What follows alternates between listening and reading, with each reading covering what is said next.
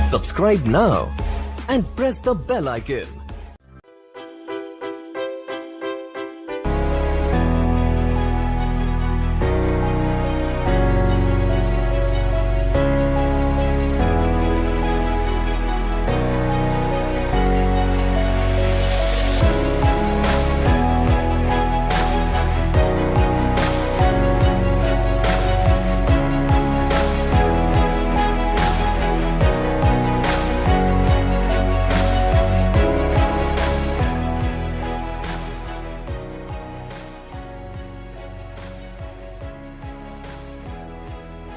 Hello everyone, I'm Deepak from DIP Institute, trading पाठशाला episode 3।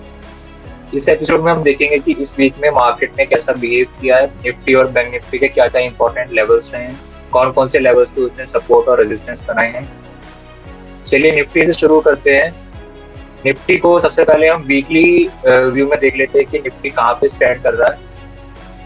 अगर हम वीकली चार्ट में जाएं निफ्टी के, तो अभी जिस तरह से इसने एक इनसाइड कैंडल बनाई है लास्ट वीक के कंपैरिजन में, जहां पे इसने रेजिस्टेंस किया था 16,200 के लेवल पे, वहां से इसने आज इस वीक में फिर से एक इनसाइड कैंडल के बीच में क्लोजिंग की।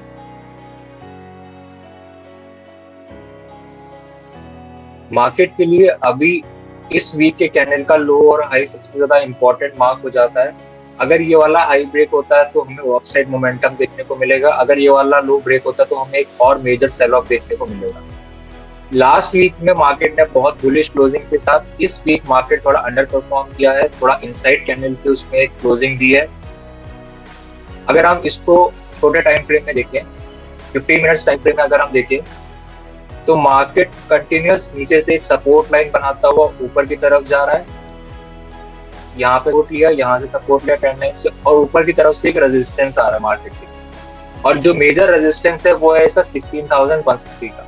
तो अगर अब आने वाले टाइम पे मार्केट अगर इस लेवल को क्रॉस करके ऊपर जाता है और यहाँ पे स्टेबल होता है, यानी यहाँ पे सस्टेन करता है, तो हम कह सकते हैं कि मार्केट जो है वो अब छोटे टाइम फ्रेम में रिवर्सल के लिए जा सकता है।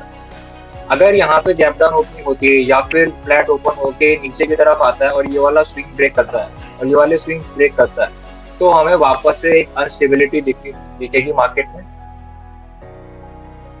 अगर हम पूरे वीक के अकॉर्डिंग देखें, तो जो निफ्टी के लिए मेजर रेजिस्टेंस था, जो गैप होने की वजह से 16,270 के आसपास, वो अभी तक मार्केट ने ब्रीच नहीं किया है। वहां से फर्स्ट टाइम प्रॉफिट बुकिंग आई थी, उसके बाद से लगातार हमें एक सेल ऑफ देखने को मिल रहा है। ये सेल ऑफ में यहाँ पे मार्केट ने पहली बार होल्ड किया, वहां से ट्रेंड लाइन बना के बुलिश मोमेंटम की तरफ मार्केट जा रहा है।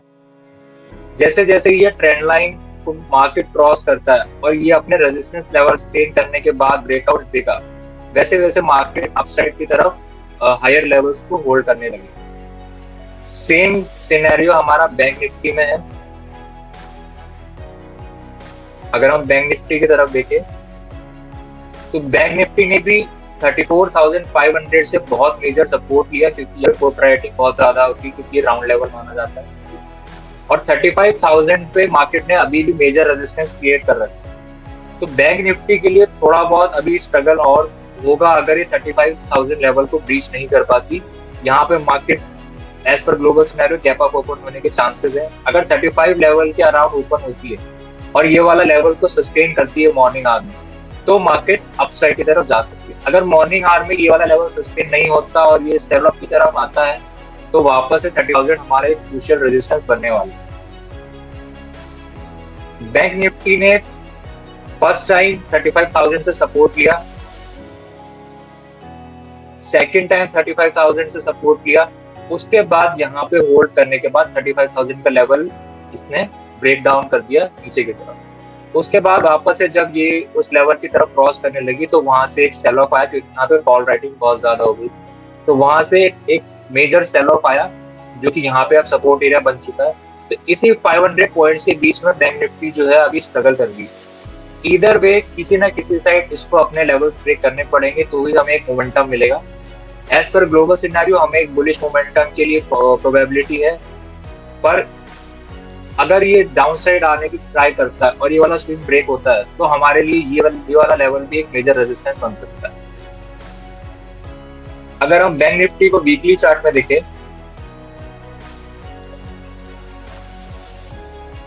तो वीकली चार्ट में बैंक निफ्टी अभी भी बुलिश मोमेंटम के लिए रेडी है, क्योंकि इसने लास्ट वीक का जो हाई था वो क्रॉस करने के बाद वहां से रिट्रेसमेंट लिया है। तो अब जो हाई बन चुका है वो 35,500 का, जैसे ही 35,000 का लेवल क्रॉस होता है, 35,000 का जो मेजर रेजिस्टेंस है वो क्रॉस होता है, तो हमें 500-600 पॉइंट का मूव आराम से बैंक निफ्टी में देखने को मिल सकता है। अगर बैंक निफ्टी मूव नहीं करता तो हमें निफ्टी में भी बहुत ज्यादा स्ट्रगल देखने को मिलेगा। निफ्टी में मोमेंटम्स आने की पॉसिबिलिटीज कम हो जाएंगी, वहां के ब्रेकआउट जो होते हैं वो इतने पोटेंशियल ही नहीं होंगे। दोनों इंडेक्स अगर दोनों एक दूसरे के मोमेंटम को चेस करते हैं, एक दूसरे के मोमेंटम को सपोर्ट करते हैं, तो हमें बहुत अच्छा अप मूव देखने को मिल सकता है। अगर बैंक निफ्टी ने मॉर्निंग आवर्स में ही 35,000 के लेवल को सस्टेन किया तो हमें निफ्टी और बैंक निफ्टी दोनों में ही अच्छा मूवमेंट देखने को मिल सकता है और अच्छे लेवल्स आने वाले टाइम में हमें दिख सकते हैं। मार्केट के लिए जो भी ट्रेंड लाइन मार्केट बनाते आ रहा है, जो भी और सपोर्ट और रेजिस्टेंस मार्केट बनाते आ रहा है, उसको बहुत ज्यादा रिस्पेक्ट कर रहा है। जितनी बार मार्केट एक ही सपोर्ट रेजिस्टेंस पे बार बार टेस्ट कर रहा है, बहुत ज्यादा प्रोबेबिलिटी है, बहुत ज्यादा चांसेस है कि नेक्स्ट टाइम पे वो सपोर्ट और रेजिस्टेंस ब्रेक हो सकते हैं। अगर आप निफ्टी में देखें तो निफ्टी में 16,000 लेवल मार्केट ने बहुत बार टेस्ट किया था, उस पर बहुत बार मार्केट कंसोलिडेट करके सपोर्ट रेजिस्टेंस बना के वहां से आज मार्केट ने अपसाइड क्लोजिंग दी 16,000 के ऊपर। अगर मार्केट 16,000 ऊपर के ऊपर सस्टेन करता है और 16,100-200 के लेवल्स हमें देखने को मिलते हैं, तो हमारा जो एक मेजर रेजिस्टेंस है, जो गैप क्रिएट हुआ था, वो भी हमें इजीली ब्रीच होता हुआ दिख सकता है। तो ये था हमारा अगले आने वाले वीक के लिए और इस पोस्ट वीक के लिए मार्केट का व्यू। वीडियो अच्छी लगी तो लाइक एंड शेयर करना। For quick notifications you can press the bell icon and subscribe our channel for more technical videos. Thank you.